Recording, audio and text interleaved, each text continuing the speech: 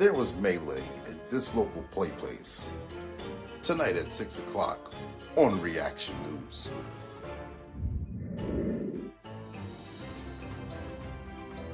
Good evening, ladies and gents. We go live with this officer. Sir, can you tell us what happened, please? It was really trivial. Well, wow. Tell us what you really think. Police say in the latest fight here, a 16-year-old girl provoked an adult at a birthday party. As silly as that sounds, the whole incident started over someone asking for a cigarette. Friends tried to break up the fight. The juvenile didn't take too kindly to it and began throwing salt and pepper shakers, climbing on tables, pushing children, pushing other adults.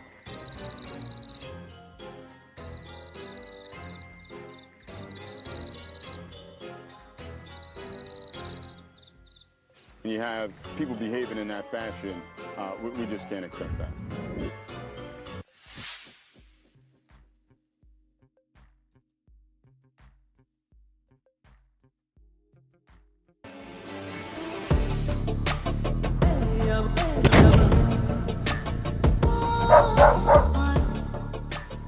Welcome back, folks. Sergeant Be Safe here, and most of you guys already know that Rob Blind and his crew recently escaped from prison.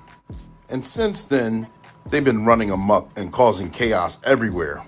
Like I always say, if you see a crime, report it, so you don't become a victim of a crime of opportunity from Rob Blind.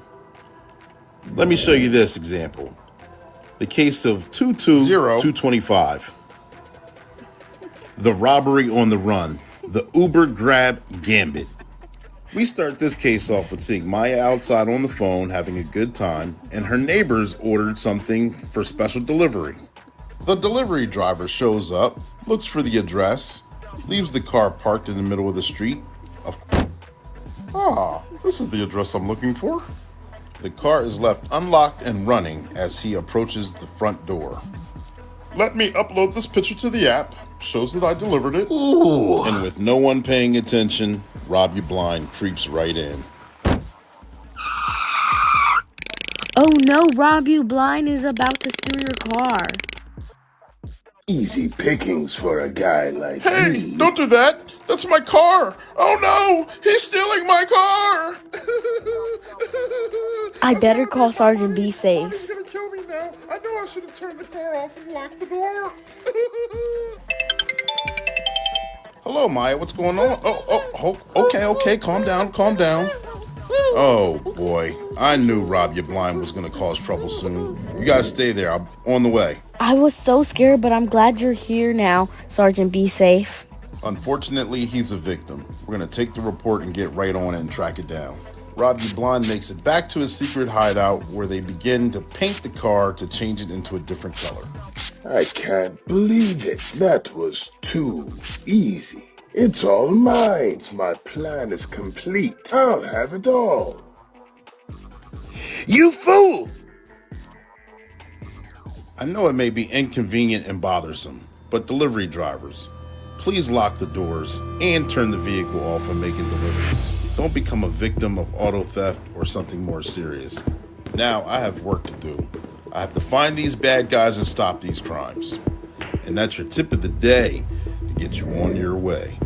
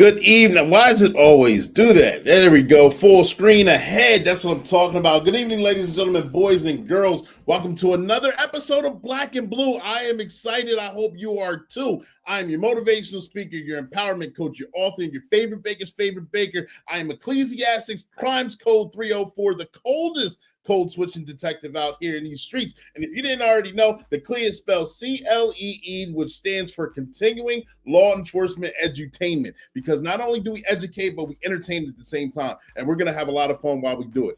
I'm here bringing you another episode of Black and Blue. The podcast is just for you, where we go live weekly at 7 p.m. Eastern Standard Time. And when we go live with a special guest who's been in law enforcement or a first responder, whether they're rookie, season, or retiree. And we talk about their trainings, their experiences, and their publications. And we're not going to fall short at all today. We're going to have a lot of fun. We got a great interview ahead of you. We're streaming on 7 different platforms. We're on a few on Facebook. We're on one on LinkedIn. We're on a few on YouTube. I think that's all of them. I cover, I believe so. So therefore, I put a couple comments on the screen. We got a couple comments from Seti P. We got one from Nina Sandra. We got one from Rich Oakley. And a few more keep on coming in. We'll put them on the screen as they come. But make sure you guys, I'm not going to be able to give you a shout out during the actual interview because the interview was recorded. But if you want your comment on the screen, put your name and where you're from in the comment section, and we'll get that shout out that you're looking for. All right. This podcast streams weekly at 7 p.m. Eastern Standard Time, and it's sponsored by One Way Publishing. One Way Publishing, for one, does that Sergeant Be Safe cartoon that you saw in the beginning of this program. It's a sponsorship for that. It's a sponsorship for this platform, this podcast, Black and Blue, and it's also a book publishing company, if you didn't already know that. I got to publish my books. As you see some of them behind me, and you see some of the clients who got to publish their books through One Way Publishing as well behind me. But One Way Publishing does make your dreams come true. Whether you, if you ever wanted to write a book, if you ever had a mere thought, their motto is they can turn a mere thought into a book that's bought. So if you ever wanted to write a self-help, a cookbook, comic book, autobiography, biography, whatever it may be, they can get it done for you at reasonable rates. So make sure you check them out. You see it scrolling below, workwithclee.com, and it's also in the comment section. So if you ever wanted to write your book, One Way Publishing, that's how you do it. If you want to be a guest on the show, workwithclee.com, or if you want to check out Sergeant Be Safe, he's got his own YouTube page as well. So make sure you tag, like, share, subscribe to that, hit that like button so we can go ahead and hit as many people as possible, because our goal here is to humanize the badge. And we humanize the badge by having these discussions, ladies and gentlemen, boys and girls. This podcast will also be uploaded on the Spotify once we're complete. So if you're not already subscribed to Spotify, please go ahead and make that subscription. I truly appreciate that. We already talked about One Way Publishing. Hopefully, before this podcast is over, I'll get to show you the pictures from Read Across America. Yeah, I was in uniform. I haven't been in uniform in a while. I got to read a couple books to kids, books that One Way Publishing obviously produced. The children's book that it got to produce, To Be So Tall. So make sure you guys check that out. We're also I'm going to be doing a presentation on Thursday. So hopefully I'll be able to get those pictures to you as well. A presentation on scammers. It's going to be a network of individuals. I will have the Sergeant Be Safe cartoons kind of helping me out during the PowerPoint, but there's not going to be overwhelming with that. It's going to be overwhelming with good information on how to move forward. All right. And like I already said, I'm Coach Clee. I'm your motivational speaker. I'm your host for this. We got, I think I've covered all the necessary topics. I had to get the sponsorship out there. But ladies and gentlemen, boys and girls, without further ado, thank you guys for tuning in. I got a special guest that we already recorded this podcast. I'm excited to have him. I've been trying to get him on here for a long time. He finally said yes. We finally were able to make the schedule arrangements and get him on there. I see you, Nina. Thank you for subscribing to Sergeant Be Safe's YouTube page. I appreciate you. But we were able to finally connect and get the interview done, and we're going to do that today. We're going to do that right now, because, ladies and gentlemen, we've got the first African-American who was elected to the position of county controller for Dauphin County here in Pennsylvania. He's got over 25 years of experience in not only investigations, but fraud investigations. He's been advocating for people of Pennsylvania throughout his entire career. He's held titles such as special investigator, special agent. He's worked for the Attorney General's office. He's worked in private organizations and private businesses. He's worked for various community organizations, various community leaders. He's worked with them, and he sat on various boards throughout his entire tenure too. And all this to encompass his position now. Currently, he brings all this together to become the Pennsylvania Auditor General. Ladies and gentlemen, boys and girls, I bring to you Timothy L. DeFoor. And without further ado, here he is on the stage. You guys enjoy the interview. And we are live, ladies and gentlemen, boys and girls. Thank you for tuning in to another episode of Black and Blue. I got a special guest for you. Some of you may know him. Others of you are going to be introduced to the Pennsylvania Auditor General, Timothy L. DeFoor. Mr. DeFoor, thank you for joining us tonight. Can you tell us a little bit about yourself? First of all, I want to thank you for having me on the show. I know we talked about this for a while, but it's great show. But before I begin, there's one thing that I do want to say. Years ago, I came very close to being a Susquehanna Township police officer. People don't know that. There was a police officer there by the name of Paul Kinzinger. Yes. Who I had met back when I was in high school. And he kind of of mine. And so I was considering being a township police officer, had been for years, but I went in another direction, starting with the Inspector General's office, then ultimately to the Attorney General's office. So that's just a little fun fact about me. Interesting to know. I went to school with his sons, so I did not know that, but that's very interesting. Thank you for sharing. You're very welcome. Very welcome. A little bit about me. Being a Pennsylvania Auditor General, we do two things. We make sure that Pennsylvania tax dollars are spent the way they're supposed to be spent. And the programs that are funded by the state, we make sure that they're working. And we do by performing audits. And in the audits, we determine, what's going on. And if everything is okay, then that's great. We would put that in the audit report. If there's some issues in which we have identified throughout the audit, then we put that in the audit report and we come up with some very common sense solutions to help solve those problems. Gotcha. Whoever we audited, we let them know, but we also provide copies of our audit to the governor and to the legislature. So we consider ourselves, you may hear us referred to as the fiscal watchdog, but I like to say that we are actually the taxpayer advocate, because we're the one looking at for taxpayer dollars. Gotcha. So therefore, the funding gets spent appropriately and not misappropriated funds, and the tax money. Everyday citizens are happy that the programs that they're paying into are being useful to benefit Pennsylvanians. Exactly, and that somebody is out there watching to make sure that does in fact happen. Gotcha. Well, thank you for sharing that information and clearing that up for us. How did you actually get the burning desire to want to get into investigations and audits and learning, making sure people are doing the right thing, making sure people are held accountable? So I'm going to go way back to when I was a child. Okay. You know how you always go to family reunions and the kids are off in one area, the adults are off in another area. So I'm trying to be around the corner listening to what the adults are saying, because I wanted to know, okay, what is it that I think I'm getting away with, but I'm not. So, but I would always hear them, talk about government and joke about what government did with our tax dollars. And that even my parents would talk to us about. That's something that had always stuck with me. It's like, yeah, what does government exactly do with our tax dollars? I knew that there were things that they did. I mean, you would always hear about the federal government. Listening to those conversations growing up, I always wondered. And I knew that when I became a young adult, I knew what I wanted to do. And that was our tax dollars were being spent correctly. And I'm happy to say that I've spent most of my career doing that. But it started with those conversations. Actually, me listening to those conversations, but it also has something to do with my parents also talking about government and what government did for families like ours. Gotcha. Thank you for explaining. So with that I know that you've worked in investigations. I know you worked in the private sector and for companies and things like that. How do all those skills hone together to actually make you the best possible Pennsylvania Auditor General that you can possibly be? It's identifying a problem and to see if, and the same thing in law enforcement. Mm-hmm.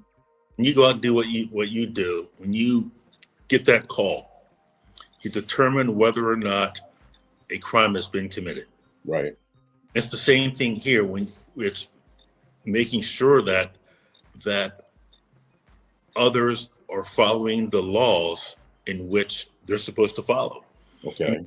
Whenever you're talking about government tax dollars, unless it's a tax refund, but whenever we receive money from the government, like Susquehanna Township may receive it, the city of Harrisburg may receive it, you're supposed to use those funds in a certain way. Okay. And there are policies and there are laws making sure that happens. Mm-hmm. Well, it's having that skill set to understand the purpose of number one, of what you're supposed to do.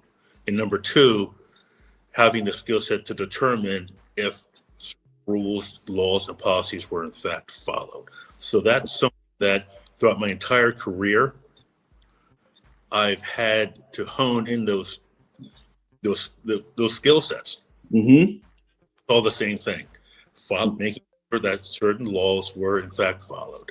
So that in mind, that made me probably the best person that I could possibly be, knowing that, okay, that is my duty, that's my responsibility. It's not to go out and find a problem. Mm-hmm. It's to determine by looking at the laws and the policies if a problem exists. I like that. Because it often we're confused with being first responders or in law enforcement on looking for problems and finding problems and harassing people, harassing citizens. But oftentimes the problems are presented to us, and we're asked to solve a problem. And I like how you cleared that up as well. Solving the problems is what we're here to do, because all of us want the same outcome. We all want a better life. We all want to be safe and secure in our persons and effects.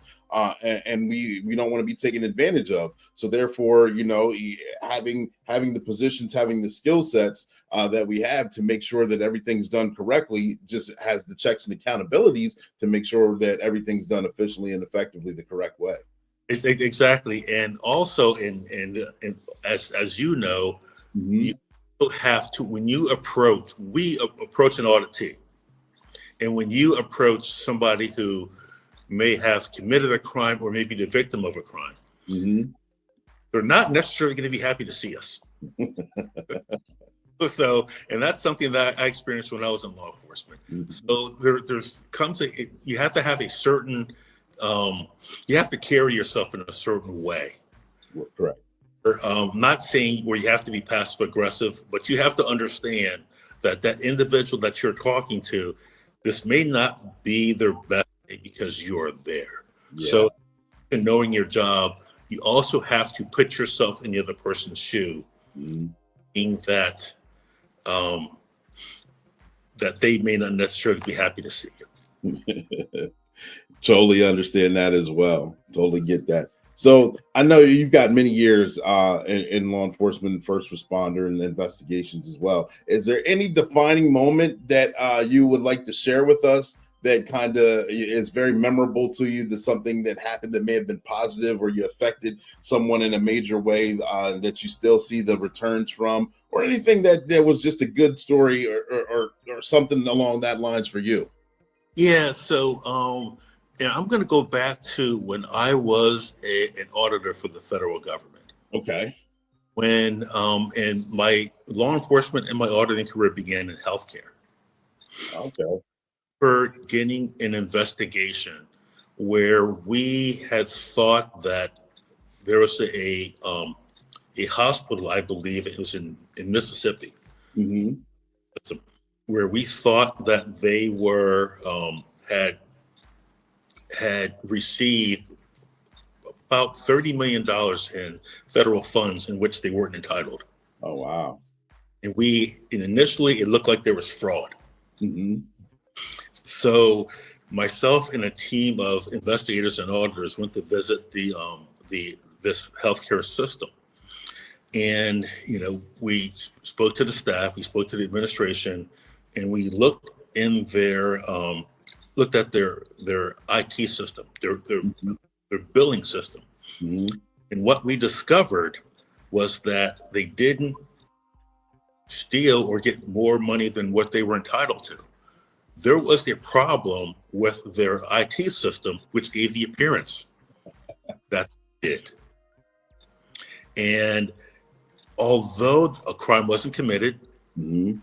so they didn't have to pay back money, Mm-hmm. the fact that I was part of a team that identified this problem and we gave solid recommendations was probably one of my, at least in my opinion, was one of my prouder moments. Mm-hmm. We had to, for this, and I know I'm kind of glossing over a lot of what happened. I'm not going to get into the boring details of what we did. Right. That there was an assumption that $30 million was stolen from the federal government, but because of the way that their IT system was set up, it just gave the appearance. So that's one of the things I'm most proud of. But another one, as far as which direction I was going to head in my career, Mm-hmm. my career actually started as an investigator with the Dauphin County Public Defender's Office. Oh wow! How'd that come about? Yes, I was a young kid, and I had just graduated from Hackett, had my degree in paralegal, and my first real job was as an investigator with the Public Defender's Office. And even then, I kind of knew that I wanted to be somebody who investigated white collar crime. Gotcha. That in the back of my head. Mm-hmm. But there was a case where we were representing somebody who had stolen, I forget the dollar amount, from stolen funds from embezzled funds from one of from their corporation. Mm-hmm. And the person ended up pleading guilty, but working on that case pretty much solidified what I wanted to do in my career. And that was to investigate white collar crime, but do it from prosecution side. Gotcha. Even working for the Public Defender's Office, it made me, it helped me to understand that just because you get a case on your desk doesn't mean that person's guilty. Right. You have to look at the facts and determine whether or not it was a mistake, whether or not there is no crime, or whether or not the person did commit a crime. And if the person did commit a crime, if they're charged, as you know, that's left up to a jury. Right. But working on that case, that made me realize, you know what, this is what I want to do as far as my career. And you know what, I've been fortunate to do that for my entire career. I've actually done something where I've wanted to do. So I've been very blessed with the goal.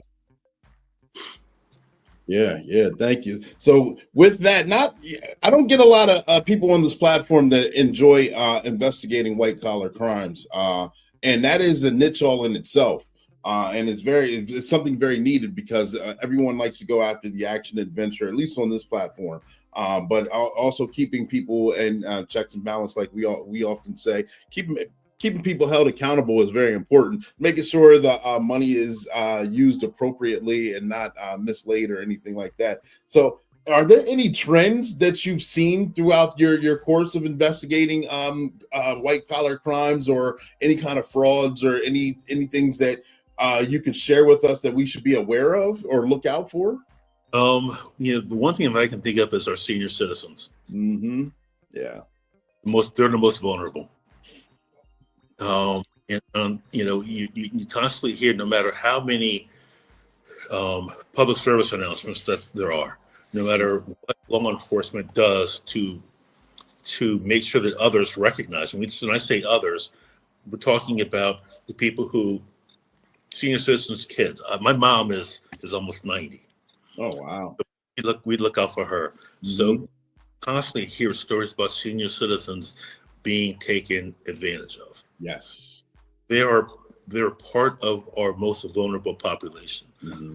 That's probably the one trend that I see the most, and that's probably the one trend. I mean, they all bother me. Yeah. That probably bothers me the most, because we're talking about people who are vulnerable. We're talking about people who have worked for years and are retired. We're talking about people who are on the fixed income. So it's probably that population, and it's probably those issues that bother me the most.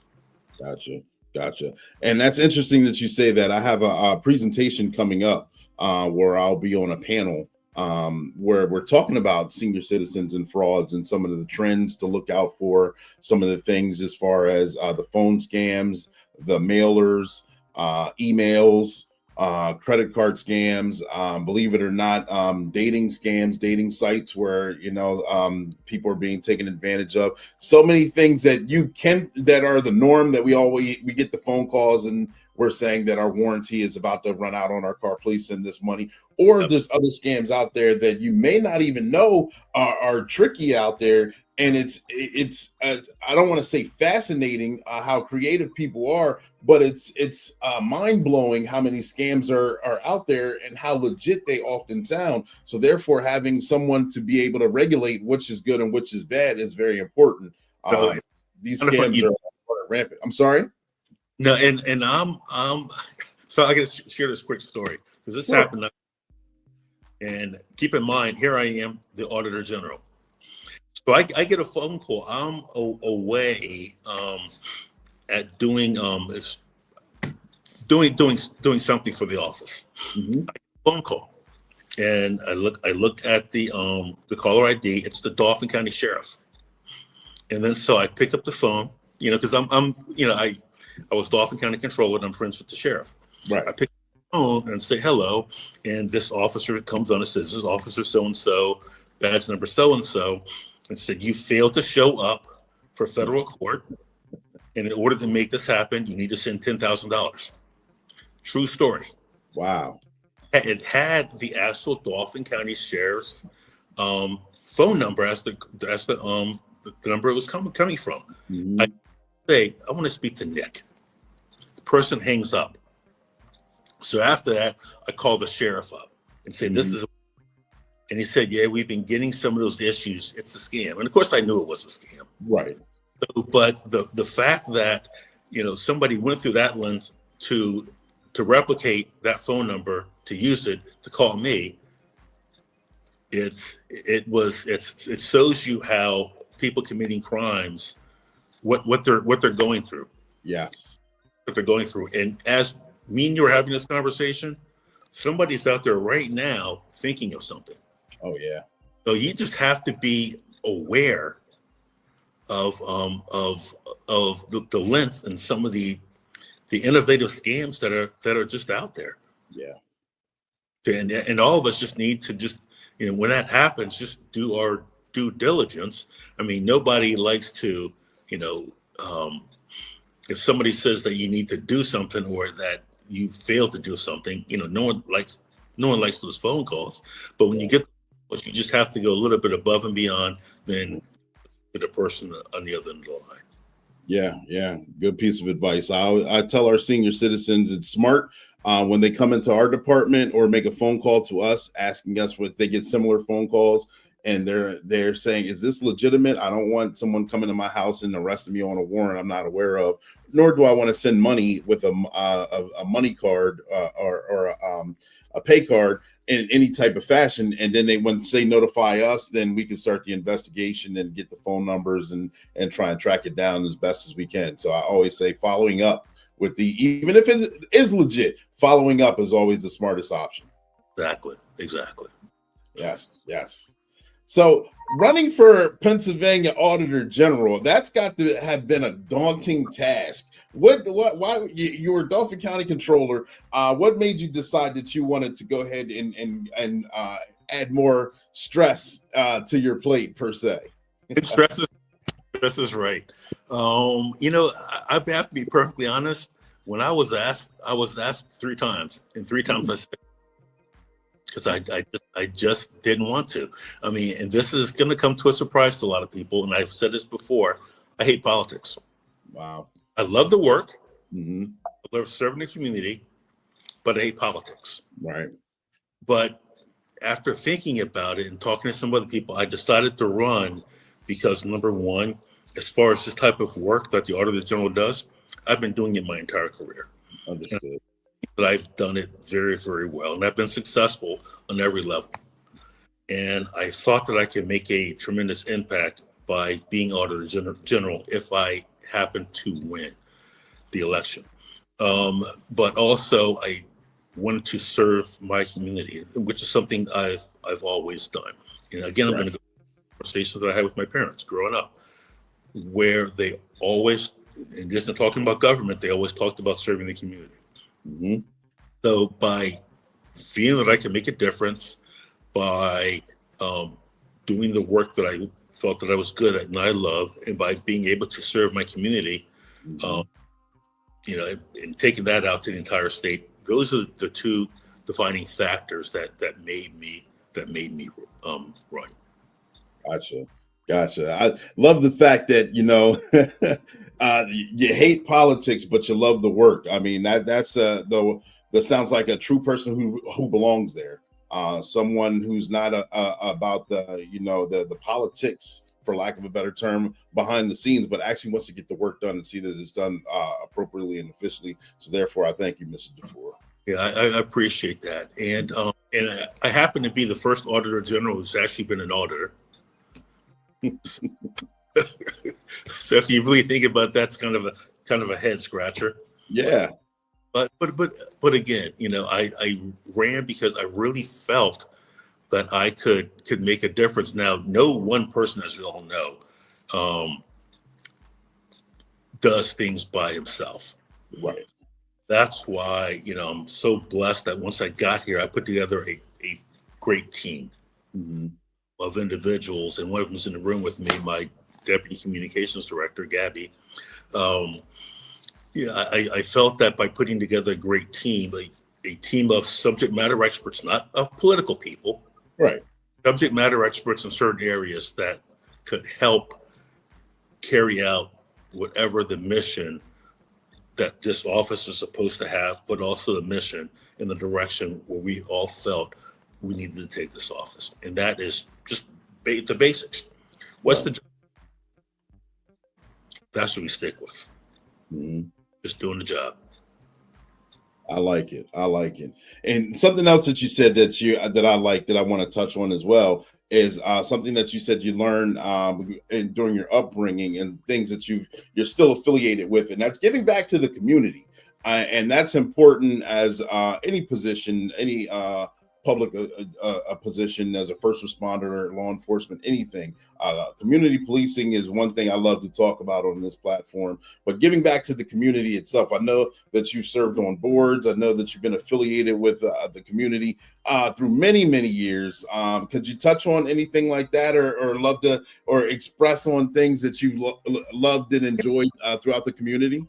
You know what? And again, I'm going to go back to those lessons that I learned when I was growing up. And, you know, and one of the things about us elected officials, it's one thing, yes, to get elected and, you know, to do the political thing, do the things that calls for whatever your office that you're in, but you also have responsibility to the community that you serve. And that's something that I never forgot. Right. You know, I just think that that's extremely important. And we, as elected officials, have to be an example for others. And I think by being a public servant is part of it. And, you know, and for me, you know, personally, giving back to the community makes me feel better. Yeah. I mean, you know, and one of the things that I realized, I didn't get here on my own. It pretty much took an army of people. Sometimes they guided me, and sometimes they had to push me. to get to a certain spot, and I can't forget those. And those people who did that were people who were community leaders, community activists. They were coaches. They were Boy Scout leaders. They were all that. Right. And so that's something that I never forgot, and something that I greatly appreciate that they spent their time doing. And that's a lesson that I learned, again, growing up, and something that I've always done and will continue to do. It's just important to build those relationships. So when I'm done, whoever the next Auditor General is going to be, and this is my last term, whoever the next Auditor General is going to be will not only do the job, but will also serve their community. Perfect. I love leading by example in itself. You know, whoever takes the rings up following you is going to have some big shoes to fill, but it's necessary and important, and being visible and giving back to the community is a great big deal. I say that often. Yeah. You know? It's just something that's extremely important. And you know, one of the things that I always do, you know, when I go to the voting booth, I mean, and you know, and one of my requirements is, how have you served your community? I like that. Absolutely. So therefore, let me ask you this: in a perfect world, being the Auditor General, you served out your term, you get to do all the goals and desires. You get to do the job efficiently and effectively to the way you want. In a perfect world, where do you see where do you see you moving the state of Pennsylvania as an Auditor General for your vision? What's your future vision for it? So what my vision is so let me start with saying in my first term, we did 14,000 audits. Oh, wow. So we averaged about 3,500 audits a year. And in there's a lot of information. So ideally, the legislators, whatever local governments we audit, the governor, take a look at the work that we've done. And if we are recommending efficiencies and improvements for government, follow up on some of those. Yeah. And don't necessarily look at the politics of things. Just take a hard look at, okay, did this in fact happen? Prove this, as opposed to using something politically, you know, to not do anything, or say that this is politically motivated. To simply take a look at what we've done and determine if we need to make improvements and how we operate state government and our local government. So in a utopian society, in a perfect world, that's what I envision. That's what I would like to see. Gotcha. Very well spoken. Thank you. Thank you for sharing that information. Mr. DeFoor, again, I don't want to monopolize your time. I appreciate you coming on this platform and expressing some vision, some viewpoints and feelings that you've shared with us.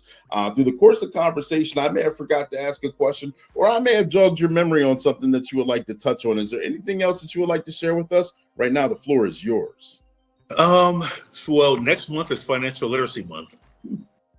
And one of the things that I'm very passionate about is financial literacy.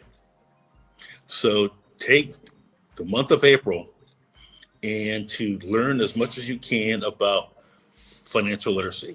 Go to your schools, see if they're teaching financial literacy, and advocate for financial literacy. Because one of the things that other states have done, other states have been teaching financial literacy in their schools from kindergarten through 12th grade. But be an advocate for financial literacy, because the more our kids learn about financial literacy, the better decisions they're going to make once they graduate, because they're going to understand how money works and they're going to be money smart.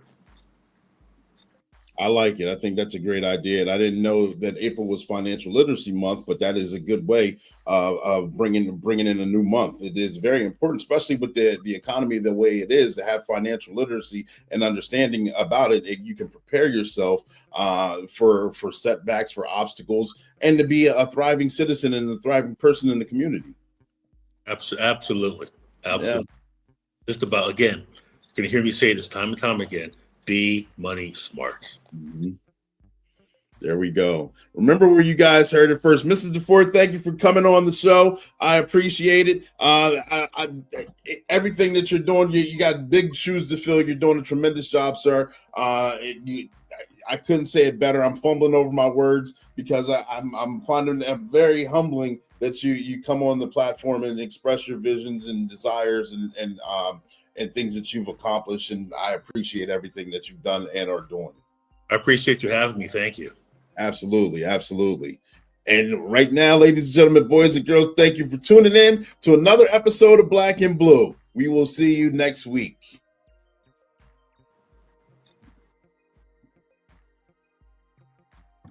And there you have it, the interview with Mr. DeFoor. I hope you guys enjoyed it. It was a great interview. We discussed a lot of things. I'm very proud to get him on the show. Thank you again, Mr. DeFoor, for finding not robbery, for donating your time and coming on the show and expressing your viewpoints and visions. I appreciate that. Ladies and gentlemen, boys and girls, yes, April is Financial Literacy Month, and we are right on the cusp of April. So make sure you guys advocate for that. Learn something new in the month of April, and teach somebody something new in the month of April to help make them a better person and yourself a better person on finances. Get yourselves together. All right. But before we go, Sergeant Be Safe has a few cartoons, or has a couple cartoons and announcements. And I was able to find and create a quick slideshow of the video. I'll show that after the cartoon of Read Across America. Me and a couple officers got to read the book, published by One Way Publishing, To Be So Tall, in one of the local schools. So we'll get that up there for you guys, and then make sure we got a couple more announcements, and then we're going to follow up. But stay tuned. We'll be right back.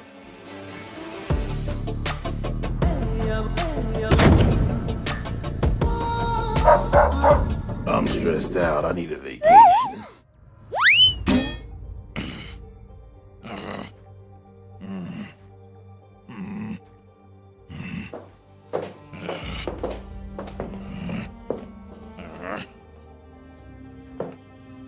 Oh my gosh, major pain. Did you fall? You don't look okay. Hold still. Let me check you out. You're running a fever. You must be stressed out again. I'm just gonna stop by the store, get some medicine, and drive home and go to sleep.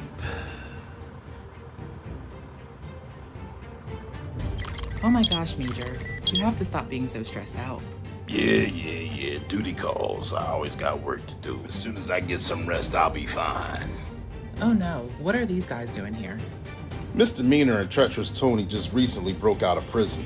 Treacherous Tony's there to steal some medication. And Misdemeanor, well, he's the muscle. Get out of here, right now. Absolutely not. You're in no condition to fight. I'm calling for help. I'm an old school cop. You don't know me, son. Major Payne is preparing for battle, and Misdemeanor thinks he has an easy victory.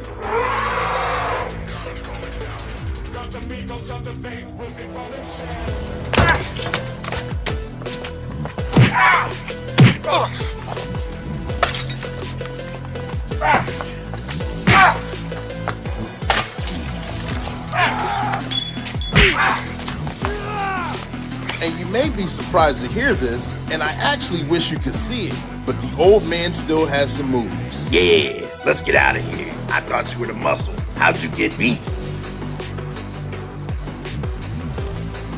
Oh my gosh, Sergeant Be Safe. Honestly, he won the fight, but he was so stressed out that he passed out. Hey, Sarge, we gotta get him out of here. We're gonna take him to the hospital. Please, take good care of him. Those guys went way too far. We gotta track them down and put them back in jail. And that's your tip of the day. Get you on your way.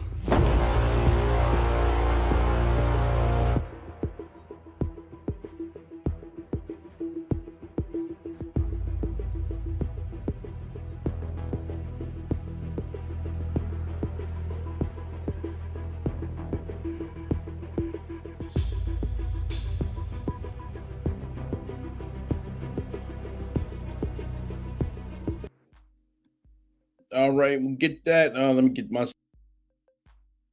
back on stage. Why does it? Yeah, we're back. All right, sorry.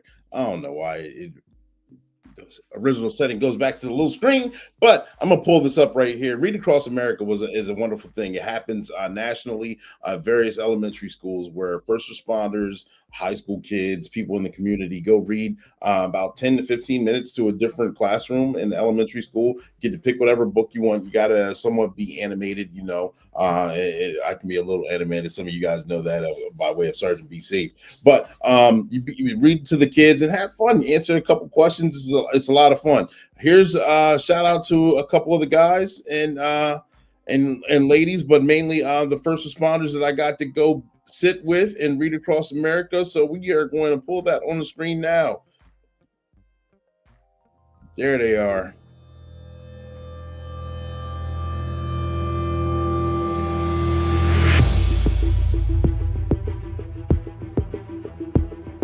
Football players, kids in there.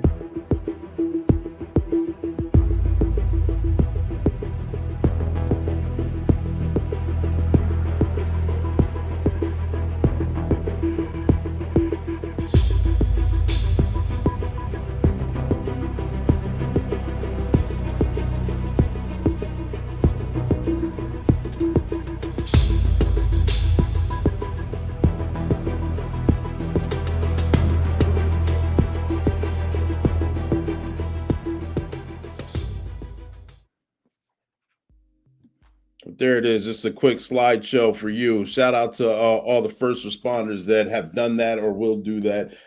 Shout out to the first responders out here. This is Black and Blue. The podcast is just for you. We're going to continue on the month of April strong. We got a couple things coming down the pipeline. I've already explained what some of those things are in past episodes. I don't want to give away too much because we're still working and formulating and make these things come to fruition. But tune in weekly at 7 p.m. Eastern Standard Time here on Black and Blue. The podcast is just for you, where we go live with a first responder or law enforcement officer, whether they're seasoned, rookie, or retiree, and we talk about their training experiences and their publications. We didn't fall short today. Make sure you guys tag, like, share, subscribe. We had a lot of fun. Take care of yourselves and each other. This is 10-4 over and out. Sergeant Be Safe is going to take us out. That's right, SETI P. Let them know that there's a great group of officers. Yep, thank you. I appreciate that. Sergeant Be Safe is going to take us out. Tune in next week. We got another special guest. I want to tell you who he is, but I'm not going to because I got to leave you with a cliffhanger so you constantly come back.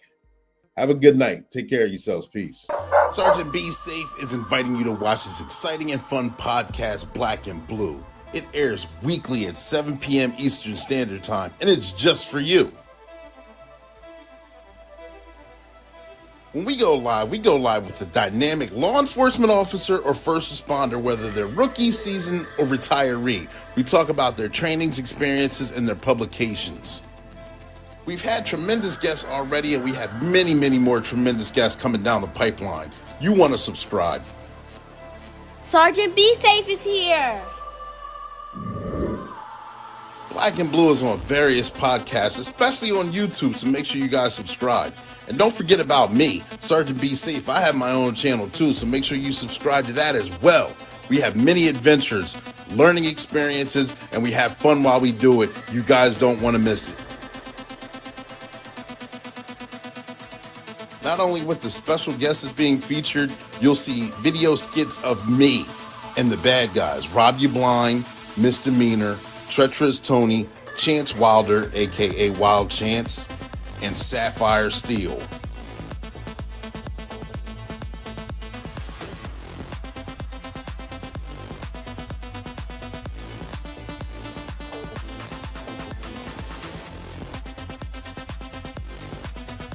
And that's your tip of the day to get you on your way.